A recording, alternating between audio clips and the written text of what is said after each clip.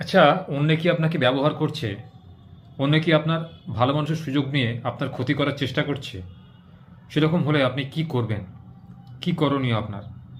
দেখুন, কিছু মানুষের স্বভাব থাকে অপরকে অহেতুক বিরক্ত করা, তাকে জ্বালাতন করা, তার মন নিয়ে খেলা করা, তার বিবেক বুদ্ধি সম্পর্কে জ্ঞান লাভ না করে তার সঙ্গে ছল করা, অর্থাৎ কপটতা করা।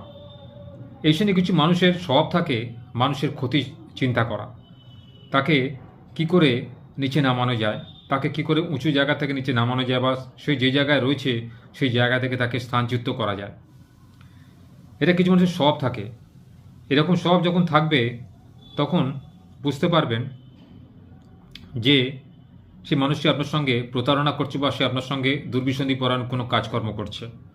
এরকম হলে কখনোই অপরের দ্বারা ইউজড হবেন না।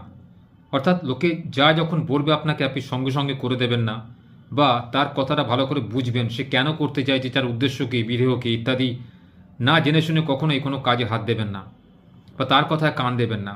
সে হয়তো আপনাকে বিপদে চালিত করার জন্য আপনার প্রশংসা করবে, হয়তো আপনাকে অনেক ভালোভাবে ভালোভাবে কথা বলতে চাইবে আপনার সঙ্গে, বা আপনার ব্যাপারে কোনো ভালোভাবে কথা বলে আপনাকে ইমপ্রেস করতে চাইবে।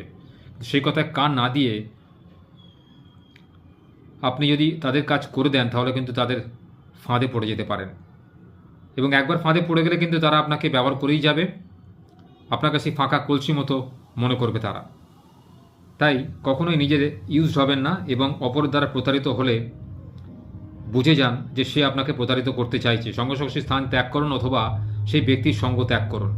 দেখবেন আপনার বুদ্ধি যেরকম সংযত থাকবে, আপনার বিবেক জাগ্রত হবে, এবং আপনি ভালো কাজ করতে উদ্যত হবেন, এবং আপনার ক্ষতি আপনি নিজে থেকেই রুখে দিতে পারবেন।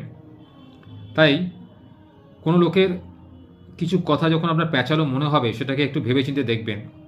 কখনোই তার হাসি মুখের দিকে তাকিয়ে তার কথায় রাজি হয়ে যাবেন না। এতে কী হবে, আপনার যেমন সময় বাঁচবে, আপনার বুদ্ধির সঠিক জায়গায় ব্যবহৃত হবে, সেরকম আপনি নিজের সম্মান নিজে রক্ষা করতে পারবেন। দেখুন, পৃথিবীতে সব মানুষই চায় তার সম্মান থাকুক। যত দরিদ্রই থাকুক, যত বড় লোকই হোক, প্রত্যেকে কিন্তু নিজের নিজের সম্মান রয়েছে। সেই সম্মানে যখন আঘাত লাগে তখন সে বিদ্রোহ করে।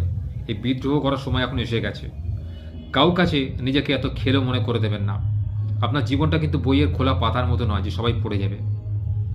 নিজেকে সবসময় গোপনে রাখার চেষ্টা করুন। কিছু কিছু জিনিস গোপনে রাখুন, কারো কাছে বলতে যাবেন না, আর সবার কাছে ইউজড হবেন না। ব্যবহৃত হয়ে কিন্তু